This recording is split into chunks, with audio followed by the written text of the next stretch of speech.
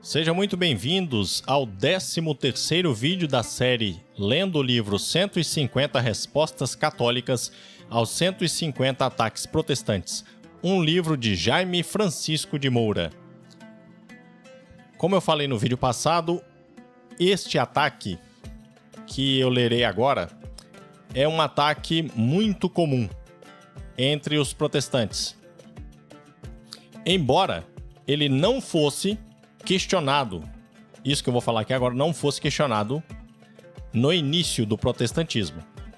O ataque é o seguinte: em 1854, dogma da Imaculada Conceição de Maria.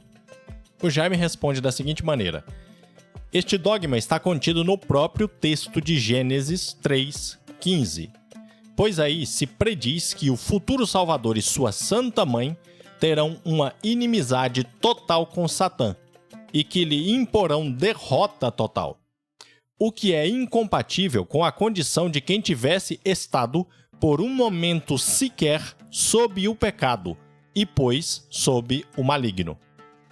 Pressupõe-se a concepção imaculada, não só de Cristo enquanto homem, mas também de sua Santa Mãe.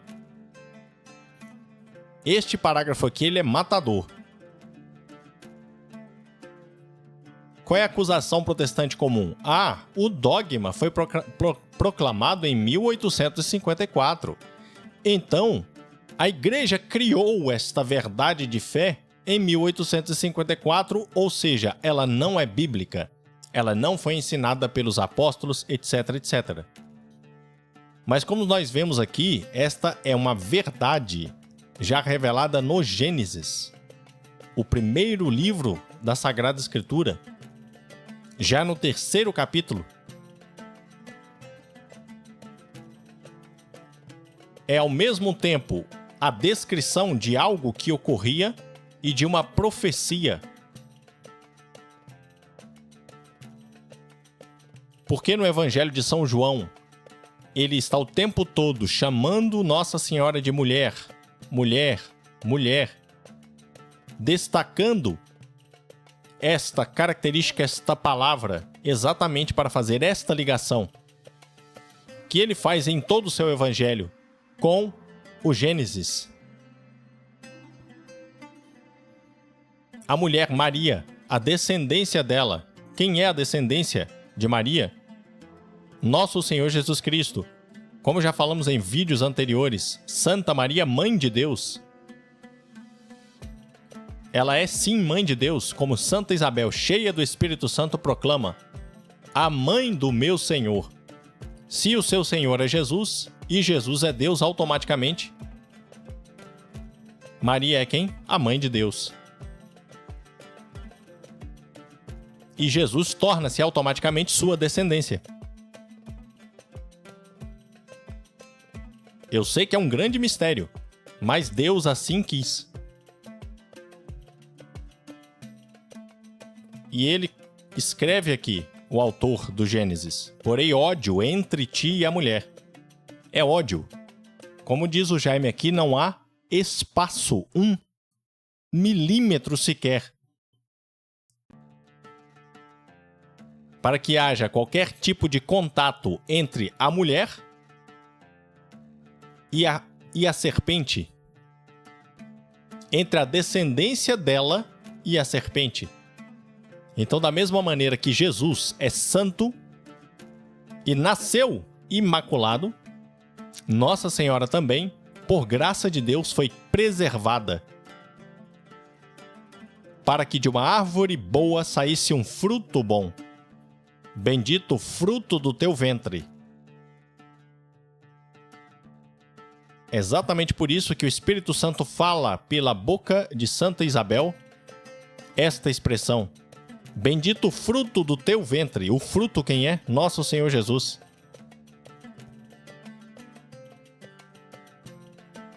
E um fruto bom não pode sair de uma árvore má, ou seja, uma árvore que teve contato com o pecado.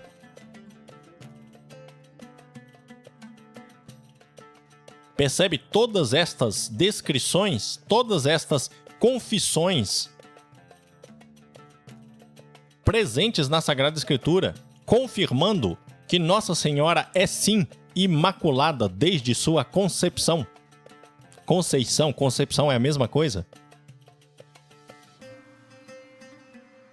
Ela não foi preservada do pecado por mérito próprio ou por mérito de seus pais.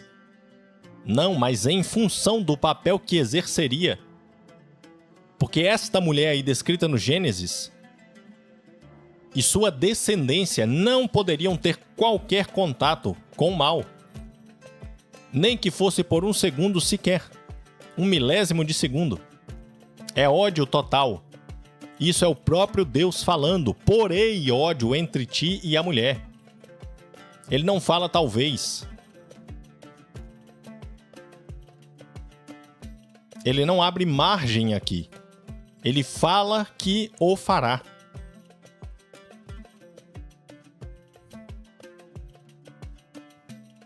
O Jaime continua. Destinada a ser mãe verdadeira e virginal de Cristo Deus, não podia ela ter contato com o pecado.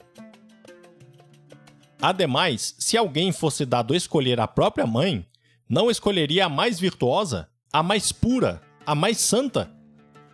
De fato, Jesus não só pôde escolher a sua mãe, mas fazê-la, pois é Deus. Ele fez, pois, imaculada sua mãe, isto é, isenta de toda a culpa original. Esse é outro parágrafo, assim, matador. Se você aí, protestante, pudesse escolher a sua mãe, não escolheria a melhor mãe do mundo, a mãe santa? Mas é como ele reforça aqui, Jesus não só pôde escolhê-la, mas a fez. É muito comum que as pessoas em geral pensem que Maria e São José foram colocados ali na história de Jesus assim por um acaso. Deus lembrou na hora, vixe! Eita, quem é que vai ser o pai desse menino? Planejei tudo, esqueci do pai desse menino, do pai adotivo. Ah, vamos pegar um tal José aqui. As coisas de Deus não funcionam assim.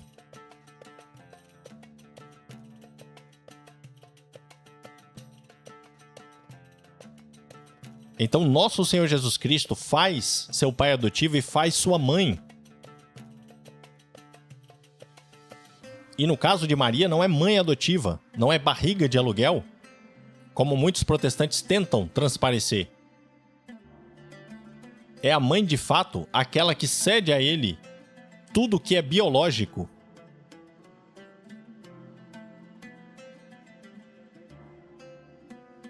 É grandioso esse mistério. Ah, então por que São José não é imaculado? Porque não havia necessidade desta preservação. A preservação é da mulher, como está escrito aí no Gênesis. Entre ti e a mulher, entre a tua descendência e a dela.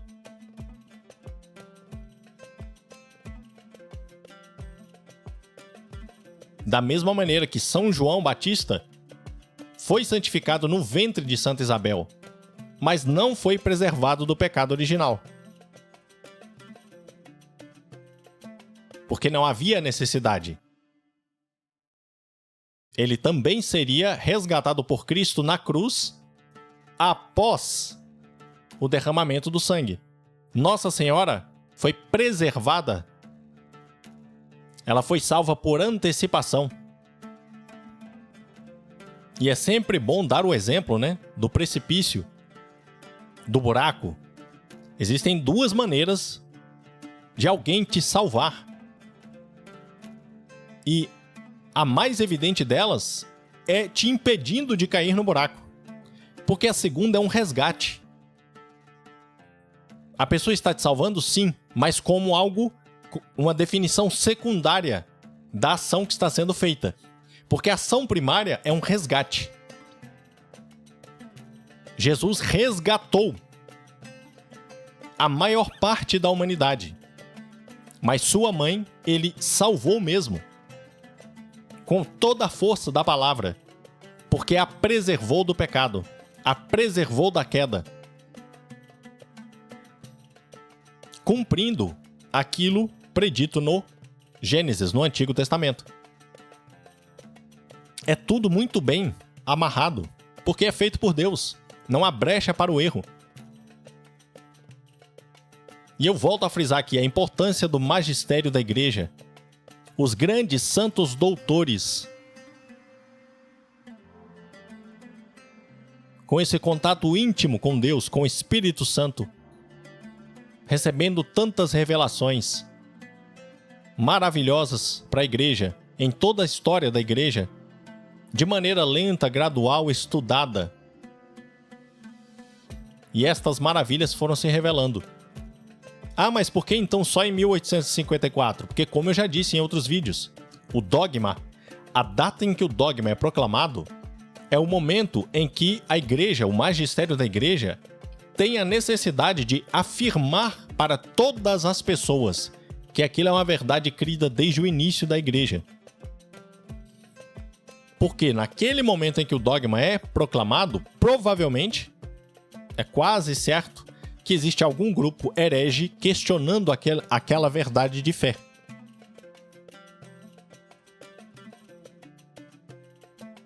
Porque o cânon foi definido como um dogma dentro de um concílio após Lutero. Embora todos estes livros já tivessem sido proclamados em mais de um concílio anterior a Lutero. Porque o herege só aparece naquele momento querendo jogar 7 livros da Bíblia no lixo. E de maneira sofística, enganando católicos e arrastando católicos para fora da igreja.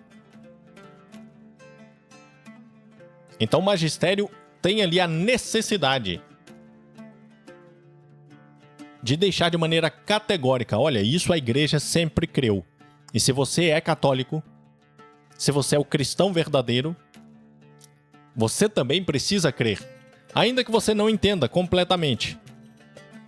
Estude com o tempo. E esta é outra grande beleza da Santa Igreja Católica. Ela não nos impede de estudar, de buscar e entender com a razão aquilo que nós cremos. Claro que há um limite para a nossa razão, mas até chegar a esse limite a igreja nos permite estudar, verificar, discutir, debater.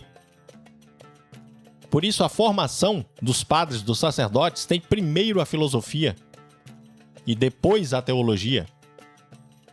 Porque a filosofia tem um ferramental teórico para muitas das explicações de maneira racional, sem tirar qualquer parte do sobrenatural, mas mostrando às pessoas, naquilo que é possível, a racionalidade da nossa fé, que ela está ancorada em aspectos também racionais, naturais, além dos espirituais. Por isso a igreja não pode ser simplesmente invisível, ela é também invisível. Mas ela não é só invisível. O Jaime continua. O dogma da Imaculada Conceição da Virgem Maria foi realmente promulgado pelo Papa Pio IX em 1854. Como já se sabe, foi a confirmação de uma verdade que foi entendida pela Igreja em todos os tempos desde os seus primórdios. A promulgação do dogma não cria a verdade, mas apenas a ratifica e coloca um termo às discussões sobre sua pertinência. Exatamente. Tudo que eu acabei de falar. E aqui por isso é tão importante frisar esta parte do Gênesis. Quando ele fala aqui, ratificar uma verdade que foi entendida pela igreja em todos os tempos. Anterior ao Gênesis não tem. Descrito na Sagrada Escritura. Está lá, desde o princípio. E a confirmação lá no Apocalipse, para fechar. Uma mulher vestida de sol, com uma coroa de 12 estrelas na cabeça, grávida. E o dragão, que é a antiga serpente, tenta devorar este menino.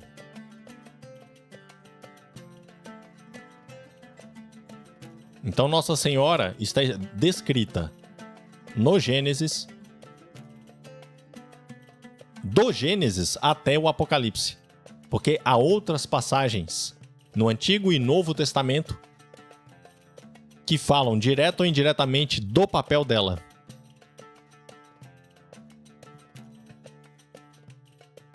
Ele continua. É o Papa usando de toda a sua autoridade, Mateus 16:19, cumprindo o mandato de Jesus para confirmar os irmãos na fé, Lucas 22, verso 32. Por isso os padres da igreja nunca tiveram dúvida.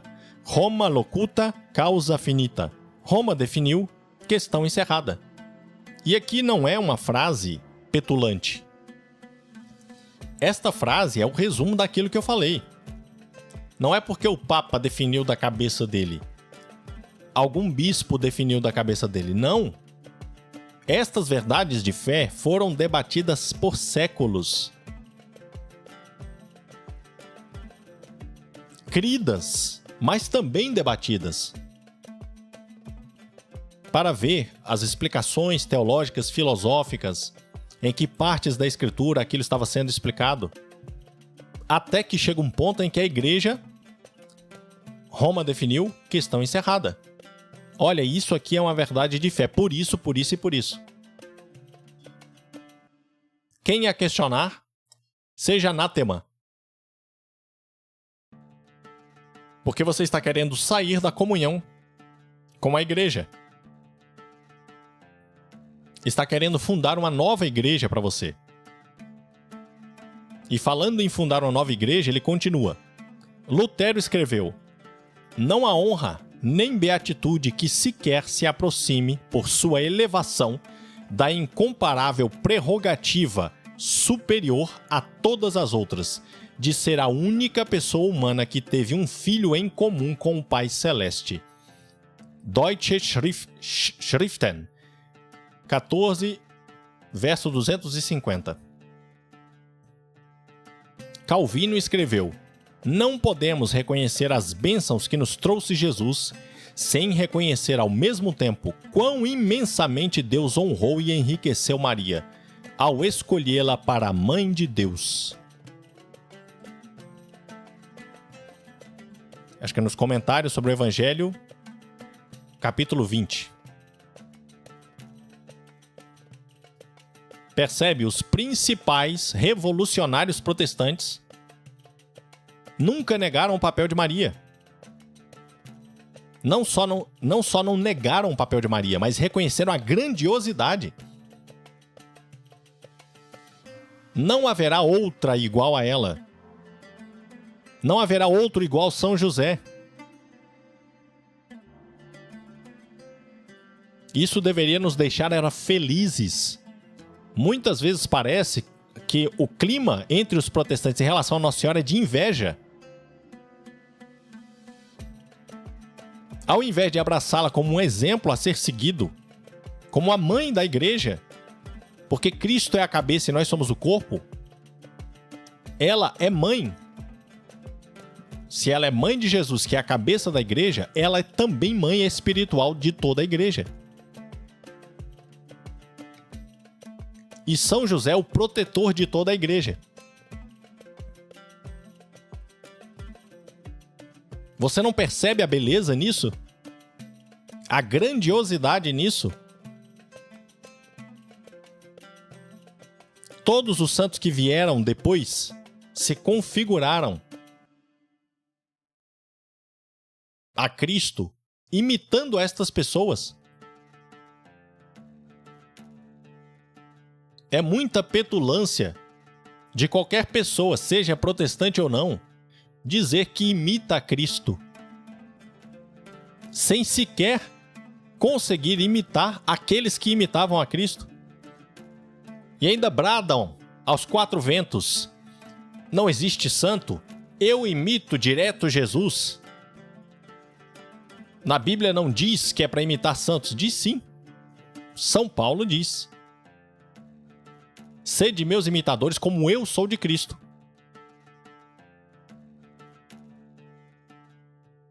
É só fazer um cálculo básico para nós conseguirmos chegar no nível de São Paulo, é chão, é estrada. Imagine para sermos imitadores de Cristo.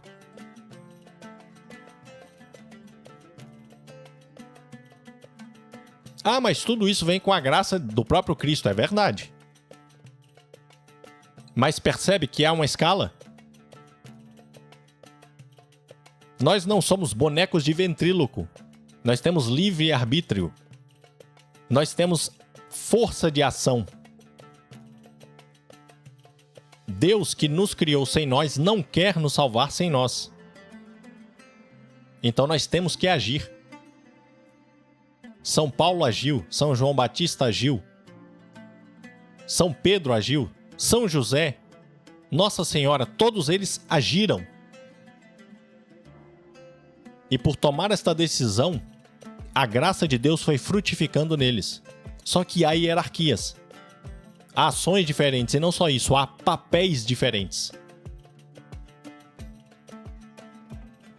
E não reconhecer esta graça de Nossa Senhora é sim uma demonstração de inveja, de não entender. É como se nós tivéssemos inveja do nosso irmão dentro da nossa família. Um irmão que nós vemos que tem capacidades superiores à nossa em determinadas áreas. Porque Deus o criou assim. E ao invés de ficarmos felizes pelo que ele conquista e ajuda a família a conquistar também, nós ficamos com raiva e inveja. Porque muitas vezes ele pode receber, de fato, a atenção das outras pessoas e nós não. Como Nossa Senhora recebe toda a atenção possível. Por quem ela é, pelo papel que desempenhou, pelo sim que deu a Deus. Um sim que nós jamais poderemos repetir. Pelas características desse sim, por tudo que está em volta dele, nós podemos dar o nosso sim. E Deus ficará muito feliz com isso. Nos dará graça para cumprir o nosso papel, a nossa função. Mas jamais será o papel de Nossa Senhora. Jamais será o papel de São José. Jamais será o papel de São João Batista, que o próprio Cristo diz que não há maior que ele. Na terra, claro. No céu já são outros 500. Percebe? Já há um nível de hierarquia aí. O próprio Jesus afirma isso.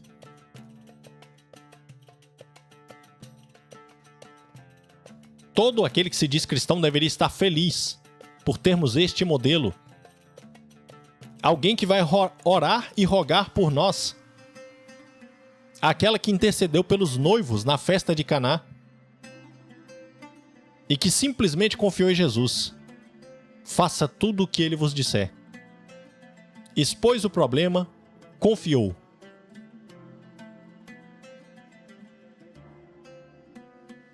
E a intercessão dela faz nosso Senhor Jesus Cristo agir. Da mesma maneira que ela fez com aqueles filhos, ela faz com todos os filhos que a ela recorrem.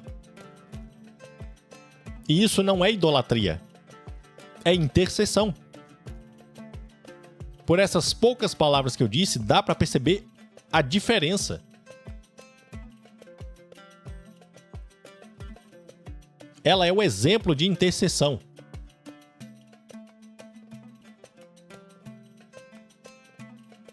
Ah, mas ela não está viva. Claro que está. Já falei, em Apocalipse 12. É a grande prova que ela está no céu, vista por São João, descrita por ele. Ah, mas ali é a igreja. Opa, peraí. Jesus é o corpo da igreja, é a cabeça da igreja, correto? E o corpo, todos os cristãos católicos em comunhão com Cristo. Corpo e cabeça. Cabeça e corpo. Como é que o corpo pode dar à luz a sua própria cabeça?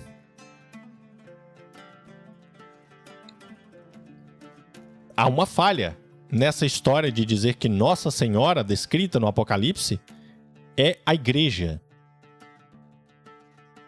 Metaforicamente falando, é a igreja também. Mas não somente isso. Objetivamente falando, é Nossa Senhora. E ela representa a igreja melhor do que ninguém. Não há outra pessoa nesta terra, criatura, que represente melhor a igreja do que Nossa Senhora. A primeira católica, a primeira cristã. Aquela que no sábado de Aleluia foi a única que permaneceu com fé que a palavra do seu filho seria cumprida.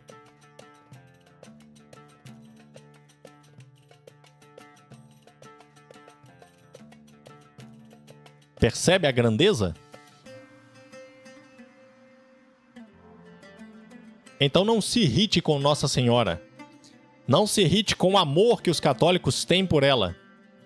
Isso em nada interfere no amor a Deus. Não se coloca Nossa Senhora no lugar de Deus em momento algum. É só ter boa vontade que isso é facilmente compreensível. Ah, mas eu já vi um abuso aqui ou outro. Bom, mas aí é um erro daquele membro da igreja. Talvez por uma catequese ineficiente, talvez até por não ter catequese.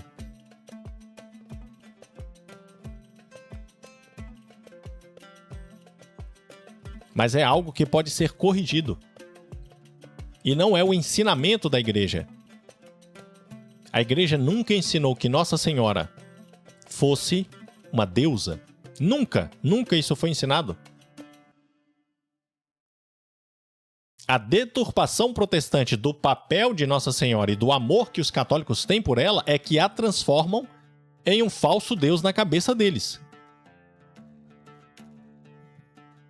Mas nenhum santo é colocado no lugar de Deus.